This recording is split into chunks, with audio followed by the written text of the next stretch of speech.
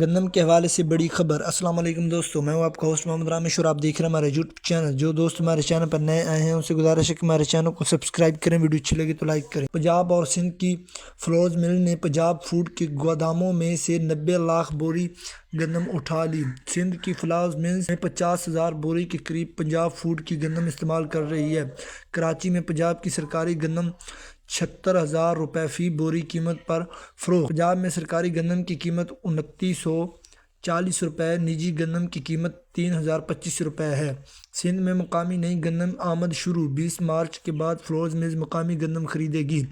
سنیے یہ رپورٹ۔ پنجاب نے گزشتہ 2 ماہ کے دوران اب تک 9 لاکھ ٹن یعنی کہ تقریباً 90 لاکھ بوری گندم وہ پنجاب اور سندھ کی فلور ملز کو فروخت کی ہے، جس کے بعد محکمہ خوراک پنجاب کے اوپر جو بینکوں کا واجب الادا قرضہ ہے وہ بھی 103 ارب سے کم ہو کر تقریباً 49 ارب رہ گیا ہے۔ اس وقت سب سے زیادہ گندم وہ کراچی کی فلور ملز پنجاب سے خرید رہی ہیں، کیونکہ سندھ میں گندم کی نئی فصل آنے میں ابھی 10 دن باقی ہیں، جس کے سبب سندھ کی فلور ملیں وہ رحیم خان جو بھی پنجاب سے گندم خرید رہی ہیں۔ اس وقت محکمہ خوراک پنجاب کو پنجاب کابینہ نے مجموعی طور پر 12 لاکھ ٹن گندم فروخت کرنے کی اجازت دے رکھی ہے، جس میں 9 لاکھ ٹن فروخت ہو چکی ہے اور بقایا 3 لاکھ کا کشن باقی ہے۔